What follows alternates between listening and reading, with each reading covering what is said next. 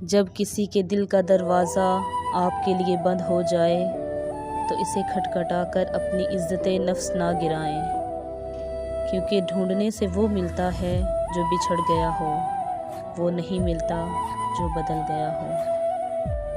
دولت اتنی کمائیں کہ جب آپ بیمار ہوں تو آپ کے بچے ڈاکٹر کو لے کر آئیں، وکیل کو نہیں۔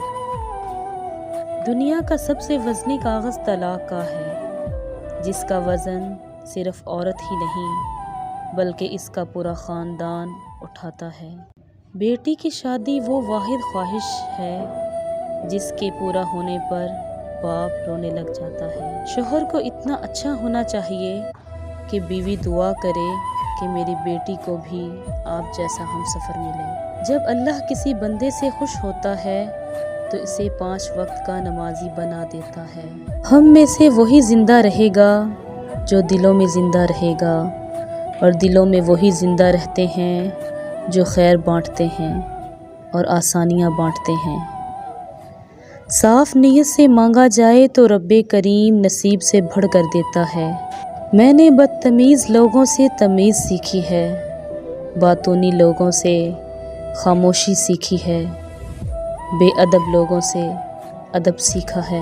زندگی کے اکثر مقامات پر میں نے یہ جانا کہ اللہ کے سوا میرے ساتھ کوئی نہیں ہے، تبھی مجھے اندازہ ہوا کہ صرف اللہ کا ہو جانا ہی کس قدر بہتر ہے۔ جسے چھوڑ دیا پھر مکمل چھوڑ دیں، برا بھلا نہ کہیں، الزام نہ دیں، خاموشی اختیار کریں۔ بے پناہ چاہت کے باوجود بھی کوئی آپ کا نہیں بنا تو جان لیں محبت اس کا مسئلہ ہے ہی نہیں۔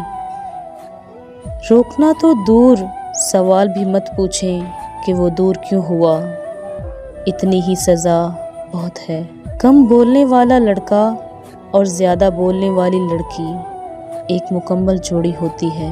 جو مرد کسی عورت سے محبت کرتا ہے وہ اسے دوسرے مرد کے لیے کبھی نہیں چھوڑتا۔ بانو قدسیہ کہتی ہیں، میں نے نہیں، اشفاق صاحب نے مجھ سے محبت کی تھی۔